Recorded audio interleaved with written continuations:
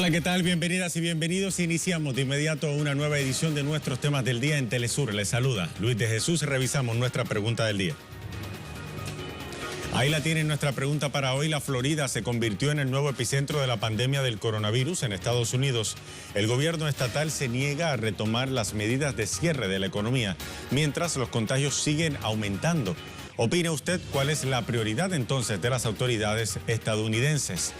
Consigue nuestra pregunta del día en Twitter, @LuisTelesur, nuestro usuario. Vamos a iniciar de inmediato las informaciones. La Central Obrera Boliviana y diversas organizaciones sociales marcharon este martes en defensa de los derechos de los trabajadores y de la población en general. En Bolivia, 9 de cada 10 trabajadores afirma que sus ingresos se han visto afectados en los últimos meses, según un estudio del Centro Estratégico Latinoamericano de Geopolítica, el CELAC. Ampliamos de inmediato nuestro primer tema del día. El estudio realizado entre el 3 de junio y el 13 de julio pasado reveló también que cerca del 40% de los trabajadores ha perdido el total de sus ingresos, quedando al borde de la miseria. Ante este escenario, ciudadanos autoconvocados, trabajadores, campesinos, obreros y profesores se lanzaron a las calles de La Paz para desafiar la pandemia y enviar un mensaje al gobierno de facto de Yanine Áñez, al que acusan de vulnerar vulnerar los derechos fundamentales, debo decir, como la salud y también la educación, entre otros. ¿No? Los derechos de los niños, porque todos tienen derecho a la educación. No puede ser privilegio para los demás, porque dicen la Constitución política que la educación es libre y gratuita, pero aquí ya lo están mercantilizando. Estoy presente en las calles por una educación fiscal gratuita, internet gratis para todos nuestros estudiantes. Muchas gracias. Ahí está. Nos están atropellando, nos están pisoteando nuestros derechos constitucionales. No hay respeto, no hay atención. Por todo ello, nosotros pensamos que un gobierno legalmente electo puede, primeramente nos va a respetar, nosotros también vamos a respetar, nos va a atender, nos va a escuchar nuestro pedido. Eso es lo que queremos. Nuestro corresponsal en Bolivia, Freddy Morales, tiene más información para nosotros y nos envía el siguiente reporte. Adelante, Freddy. La masiva marcha convocada por la Central Obrera Boliviana en protesta contra las políticas económica, social y educativa del gobierno de facto se realizó y concluyó sin incidentes en la ciudad de La Paz. La principal demanda de los trabajadores es la anulación de un plan de educación virtual definido por el Ministerio de Educación con el uso de Internet, cuando esta posibilidad no está al alcance por tecnología y costo para el área rural y amplios sectores y barrios populares de las ciudades. También se demanda una política social que frene los despidos masivos, que ya superan los 300.000 en casi 4 meses de emergencia sanitaria. El fortalecimiento de los sectores productivos tradicionales como la minería y el apoyo real a microempresas, empresas familiares y trabajadores por cuenta propia y producción de alimentos. Además, exige respeto a la fecha de realización de las elecciones nacionales ya definidas para el 6 de septiembre, pero que los sectores de derecha, incluido el gobierno de facto, que tiene candidata a la presidencia, han decidido postergar mediante una agresiva campaña que se basa en priorizar la atención de la pandemia, que crece de forma masiva, pese a las escasas pruebas o test que se realizan para detectar a las personas contagiadas. Juan Carlos Guarachi, ejecutivo de la Central Obrera Boliviana, dijo que esta es la primera movilización en pandemia y que resultó masiva por la decisión de amplios sectores populares de exigir soluciones concretas a los problemas que se plantean desde hace meses, sin haber logrado ninguna reacción o siquiera alguna invitación a dialogar por parte del gobierno de facto. Gracias a Freddy Morales por enviarnos ese reporte desde la ciudad de La Paz, en Bolivia. Y también otros datos del CELAC que hay que tener en cuenta sobre la situación económica, política y social en Bolivia son los siguientes. El 45,5% de la ciudadanía identifica la situación económica como el principal problema en Bolivia, mientras la desaprobación a la gestión económica de Áñez crece al 65,2%. El 64% de los entrevistados en este estudio considera que las medidas del gobierno de apoyo a las pequeñas empresas y a los comerciantes son insuficientes y solo el 26% las considera adecuadas. Y al margen del tema económico, el 60% de los bolivianos tiene una opinión negativa de la gestión de la crisis sanitaria generada por la pandemia. Mientras tanto, en el ámbito político, Luis Arce, del Movimiento al Socialismo, sigue encabezando las preferencias de voto con un 41,9% de intención de voto, seguido de Carlos Mesa con el 26,8%, y en tercer lugar se ubica entonces la presidenta de facto Yanine Áñez con tan solo 13,3% de apoyo. En este sentido, más temprano, el sociólogo e investigador Boris Ríos declaró a Telesur que el gobierno de facto de Yanine Áñez intenta imponer una economía de libre mercado en el país a través de un decreto. Decreto Supremo 4272, que básicamente representa para Bolivia un ajuste estructural que daría a Bolivia otra vez a las manos del libre mercado la economía.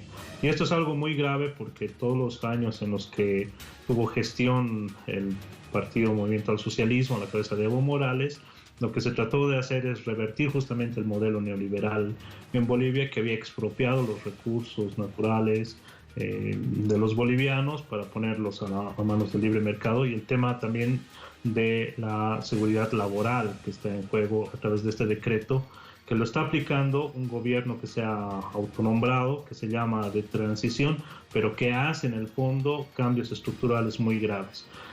Además, Ríos añadió que el reciente decreto que promueve la enseñanza virtual en Bolivia atenta contra el derecho a la educación gratuita.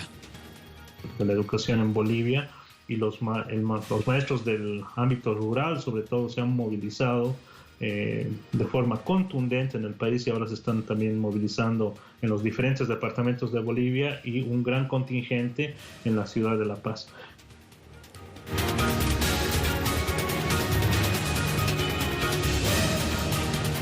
Vamos a repasar una vez más nuestra pregunta del día. La Florida se ha convertido en el nuevo epicentro de la pandemia del coronavirus en Estados Unidos.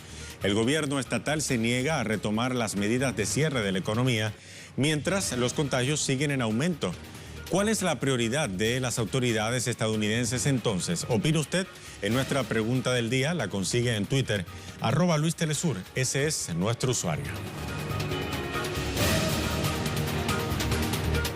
Momento de hacer una pausa, pero antes nuestra imagen del día de hoy nos lleva hasta Francia. Empleados del sector sanitario en París se manifestaron este martes contra el gobierno de Emmanuel Macron para exigir mejores condiciones laborales. Con estas imágenes hacemos una pausa. Ya regresamos.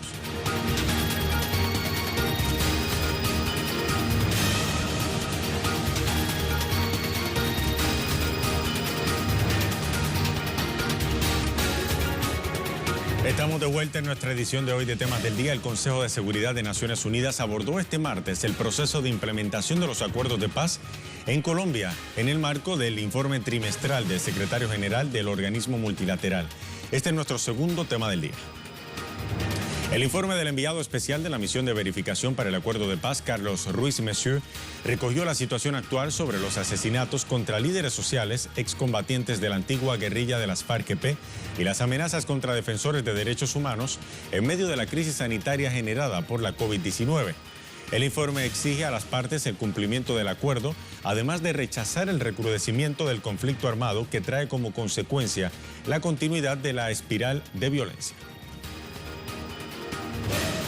La inseguridad que enfrentan excombatientes de las FARC-EP, comunidades, defensores y defensoras de los derechos humanos y líderes y lideresas sociales como la señora Carabalí, sigue siendo nuestra mayor preocupación. Y lamentablemente esta inseguridad ha continuado durante la pandemia. Pese al compromiso y las medidas implementadas por el gobierno y las autoridades del Estado, el número de excombatientes asesinados desde la firma del acuerdo de paz sobrepasó los 200, llegando a 210. Sin duda, la violencia contra quienes dejaron las armas en el contexto del acuerdo y contra quienes defienden los derechos humanos y los derechos de las comunidades devastadas por el conflicto sigue siendo la amenaza más grave para la consolidación de la paz en Colombia. Para saber más qué se dijo en este Consejo de Seguridad de Naciones Unidas este martes, vamos entonces hasta Bogotá con nuestro corresponsal Hernán Tobar, quien tiene los detalles en directo. Hernán, un gusto saludarte. Una importante sesión la que se daba hoy en el Consejo de Seguridad para discutir este informe trimestral sobre la situación en Colombia. ¿Qué más se dijo?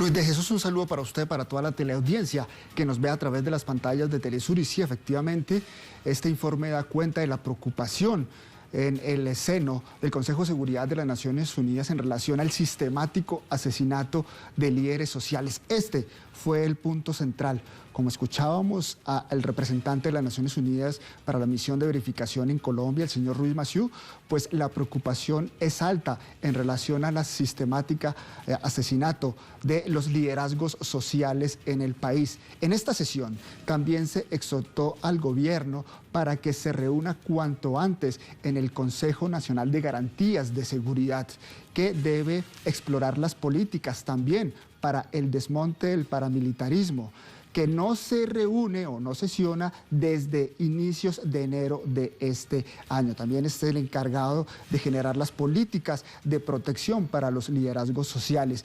Y es que precisamente preocupa, Luis de Jesús, el asesinato de los excombatientes, personas que le apostaron al proceso de paz y hoy están cayendo víctima de los asesinos. Precisamente el día anterior, la Fuerza Alternativa Revolucionaria del Común, partido político que surgió a partir de la firma de los acuerdos de paz en La Habana, denunciaba el asesinato de otro excombatiente. Se trataba de José Antonio Rivera. Para ellos es el firmante número 218 asesinados desde la firma del acuerdo de paz. Así que hay bastante preocupación. El gobierno, por el momento, las únicas medidas que ha tomado es militarizar las zonas donde hay más conflictividad, pero en cuanto a investigaciones y en cuanto a esclarecer quiénes son los que están detrás de los asesinatos, pues ha hecho muy poco en relación a esta situación, Luis de Jesús y televidentes. Así es, por eso la exigencia y el pedido de la comunidad internacional para que se implementen los acuerdos de paz y se le den seguimiento. Gracias, Hernán, por actualizarnos desde Bogotá la información. Hasta la próxima. Y grupos armados en Colombia además se han valido de la situación sanitaria por la COVID-19 para fortalecer el asentamiento y control de rutas estratégicas del tráfico ilícito. Por ejemplo, en norte de Santander, la Organización de las Naciones Unidas reportó que más de 45.000 personas fueron sometidas a confinamiento forzoso en el mes de mayo. Más de 7.500 fueron desplazadas por la fuerza en la región del Pacífico, constituido por el departamento del Chocó y las zonas costeras de los departamentos del Valle del Cauca, Nariño, y también de los desplazados, que son más del 80%, son mujeres y niños y el 50% pertenecían a comunidades étnicas. Vamos a ver reacciones en redes sociales a toda esta información. De inmediato nos vamos hasta Twitter para ver algunas de estas reacciones. La misión de la ONU en Colombia, el Consejo de Seguridad, ha apoyado el llamamiento a favor de un cese al fuego mundial. Esperamos que el llamado se escuche en Colombia. Pedimos a grupos armados abstenerse de toda violencia y alentamos a las partes a que aprovechen esta oportunidad para avanzar hacia la paz. Dice en otro Twitter, revisamos la cuenta de Santiago Londoño Uribe. Los países miembros del Consejo de Seguridad de la ONU están más preocupados por los asesinatos de excombatientes de las FARC y de líderes sociales que muchos de los políticos nacionales en Colombia, dice Santiago. Vamos ahora a la cuenta de C. Bueno, dice que corra la voz en el mundo, Colombia necesita ayuda. Esta dictadura, disfrazada por los medios corruptos, nos está matando, dice la cuenta de C. Bueno.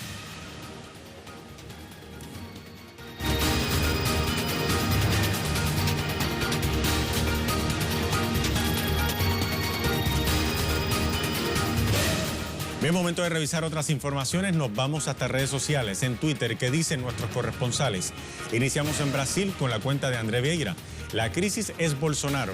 Afirma los movimientos que ingresaron con un nuevo pedido de impeachment contra el presidente de Brasil. Así lo denuncian y dicen que Bolsonaro, con su minimización de la pandemia, ha agudizado la crisis económica y también la crisis sanitaria en el país. Ahora la cuenta de nuestra corresponsal en Madrid, España, Adriana Cardoso, nos dice que 263 nuevos contagiados en las últimas horas, más de la mitad en Aragón y Cataluña. España ha registrado en las últimas 24 horas 263 nuevos contagiados, un auge en este número de nuevos contagiados en un solo día, y también ha registrado 3 fallecidos en estas últimas 24 horas, lo que deja un total de 8 fallecidos en la última semana. De estos 263 nuevos contagiados, más de la mitad de ellos se encuentran repartidos entre las comunidades autónomas de Aragón y de Cataluña, y frente al miedo de que estos pequeños rebrotes se conviertan en grandes rebrotes y que vuelvan las medidas previas a esta nueva normalidad, las medidas de confinamiento, debido a estos motivos están tomando estas 2 comunidades autónomas algunas medidas restrictivas. Hemos visto como en Aragón sus 2 capitales de Zaragoza y Huesca han vuelto a lo que se conoce como una fase 2 flexibilizada, es decir, una fase 2 en la que hay limitaciones de aforo, aunque no hay algunas de las medidas más restrictivas que había todavía en la fase 2 antes de esta nueva normalidad. Y hemos visto también cómo en Cataluña se mantiene confinados a distintas partes de la población, especialmente en la zona del Segrià, en Lleida.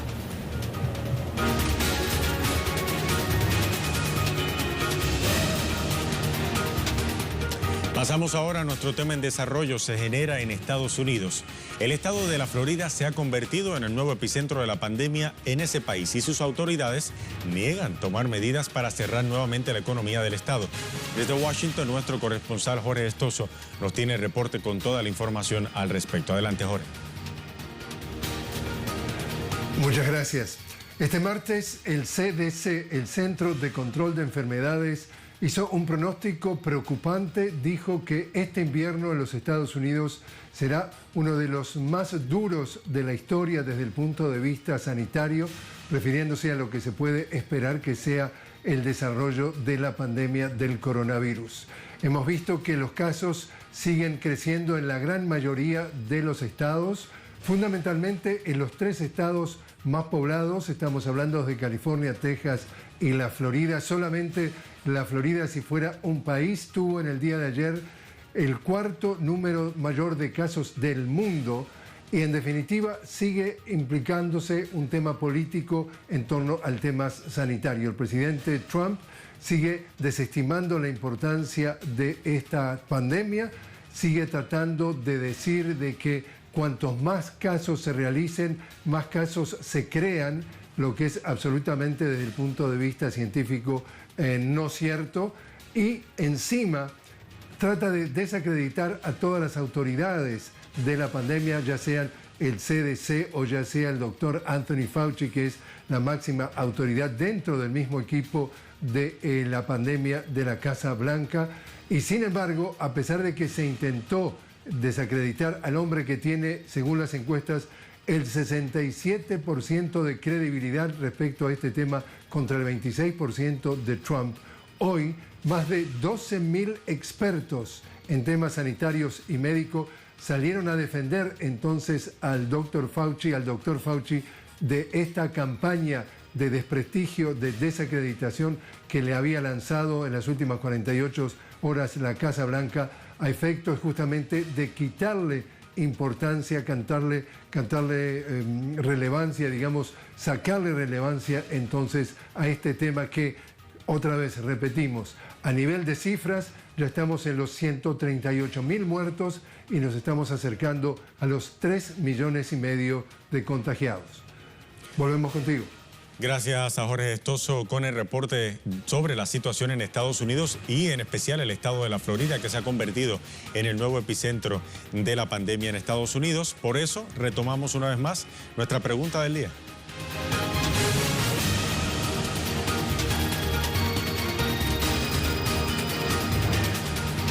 Repasamos una última vez en nuestra pregunta. La Florida se convirtió en el nuevo epicentro de la pandemia de coronavirus en Estados Unidos y el gobierno estatal se niega a retomar las medidas de cierre de la economía mientras los contagios siguen aumentando.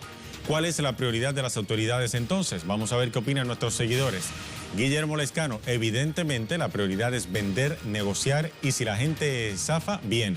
Por lo que se ve, la gente no es prioridad en Estados Unidos. Pocas veces se vio y ve una división tan profunda en los Estados Unidos de América, dice Guillermo Lescano.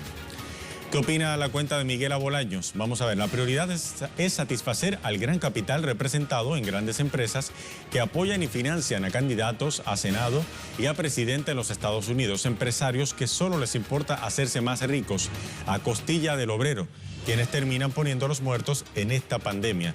Un muy buen análisis de Miguel Abolaño. Vamos a ver qué opina ahora Wilmer Castro. Estados Unidos es un país gobernado por el capitalismo que solo le importa engordar sus cuentas bancarias, cueste lo que cueste. Y para culminar, nos dice la cuenta de Rod Rey Cuba, lamentablemente su prioridad es el capital. Solo el vil metal mueve al hombre en el injusto y feroz capitalismo. Sin embargo, en la Grande de las Antillas, aún bloqueados, nadie ha quedado desamparado. Eso es verdad. Cuba salva vidas, médicos y no bombas. Así llegamos al final y para despedir esta edición de Temas del Día los dejamos con el video web del día, producciones audiovisuales que usted puede conseguir compiladas en la cuenta de Facebook de Telesur. El mercado laboral se ha visto afectado por la COVID-19 y atraviesa la peor crisis de la historia, según la Organización Mundial del Trabajo. Latinoamérica y el Caribe marcan un récord histórico de 41 millones de desempleos como consecuencia de la pandemia, con Chile, México, Brasil y Colombia como los países más afectados. Por eso los dejamos ahora con este material. Hasta la próxima.